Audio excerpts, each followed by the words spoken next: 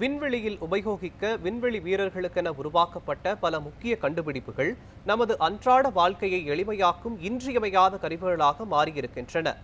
அப்படிப்பட்ட நாசாவின் கண்டுபிடிப்புகள் உருவான கதையை கதைப்போம் கண்டுபிடிப்புகள் பகுதியில் நமது செய்தியாளர் கனகதாரா விவரிக்கிறார்.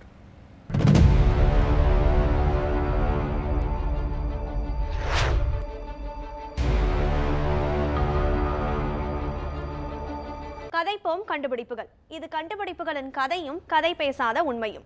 அந்த வகையில் இன்றைய கதைப்போம் கண்டுபிடிப்புகளில் நாம் கதைக்க இருக்கும் கண்டுபிடிப்புகள் நாசாவால் பிரத்யேகமாக விண்வெளி வீரர்களுக்கென உருவாக்கப்பட்ட கண்டுபிடிப்புகள். ஆனால் தற்போது இந்த கண்டுபிடிப்புகள் அனைத்தும் விண்வெளி வீரர்களால் மட்டும்தான் பயன்படுத்தப்படுகிறதா என கேட்டால் கிடையாது. நாசாவால் உருவாக்கப்பட்ட கண்டுபிடிப்புகளை நாமும் நமது அன்றாட வாழ்வில் பயன்படுத்தி கொண்டுதான் இருக்கிறோம்.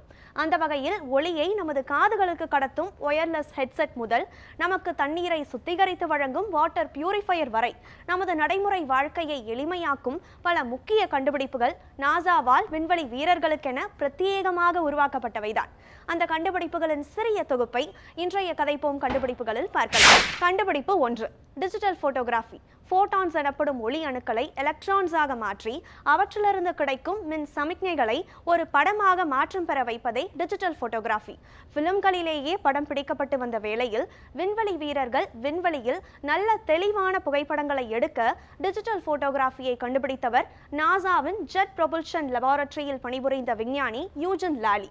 விண்வெளியின் அரிய நிகழ்வுகளை படமெடுக்க உருவாக்கப்பட்ட இந்த டிஜிட்டல் போட்டோகிராஃபியை வைத்துத்தான் நாம் நமது வாழ்வின் முக்கிய நிகழ்வுகளை நமது மொபைல் கேமராக்களால் படம் பிடித்துக் கொண்டிருக்கிறோம். கண்டுபிடிப்பு 2, பேபி ஃபார்முலா.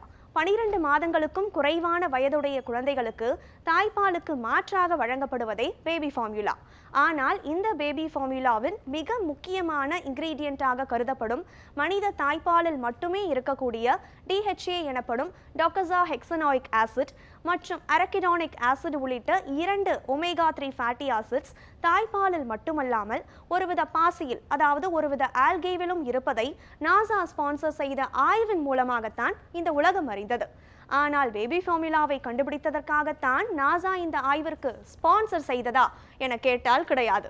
நாசா நீண்டகால விண்வெளி பயணத்திற்கான எரிபொருளை பாசிகளில் தேடிய போது, ஆல்கேவில் தேடிய போது பேபி ஃபார்முலாவின் மிக முக்கியமான மூலப்பொருளான 2 ஒமேகா 3 ஃபேட்டி ஆசிட்ஸ் கிடைத்தது. கண்டுபிடிப்பு 3, வாட்டர் பியூரிஃபையர்.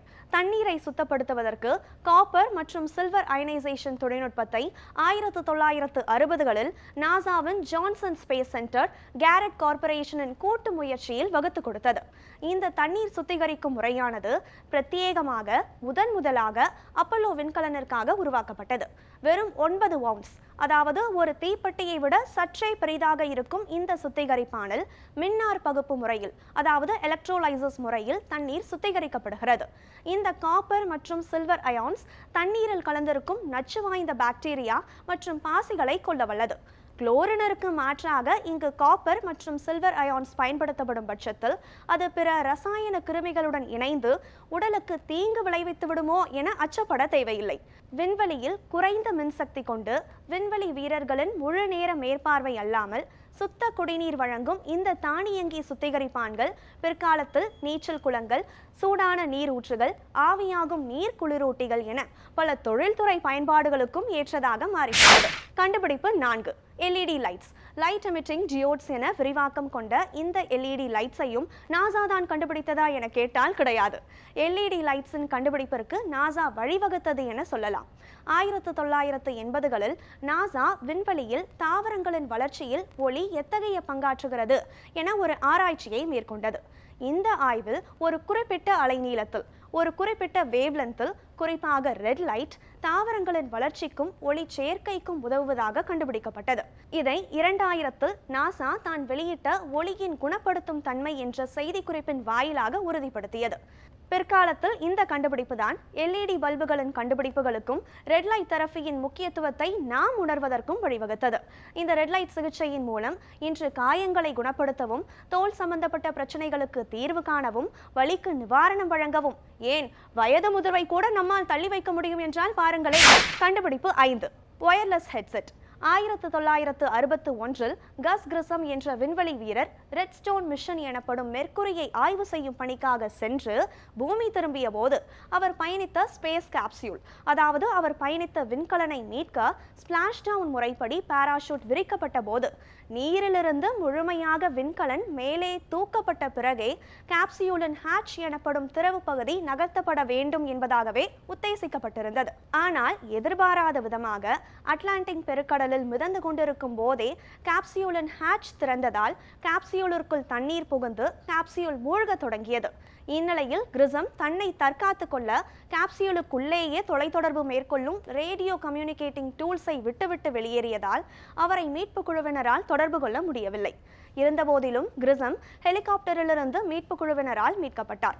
ஆனால் இந்த இக்கட்டான சூழல்தான் விண்வெளி வீரர்கள் அணிந்திருக்கும் ஹெல்மெட்டோடு பொருந்தக்கூடிய வயர் அல்லாத எளிதில் கையாளக்கூடிய வயர்லெஸ் ஹெட்செட்டின் அத்தியாவசியத்தை புரிய வைத்தது. இந்த புரிதலின் நீட்சியாகத்தான் நாசா பெசிபிக் பிளட்ரானிக்ஸ் என ஆடியோ கம்பெனியுடன் இணைந்து MS-50 என்ற வயர்லெஸ் ஹெட்செட்டையும் வடிவமைத்தது.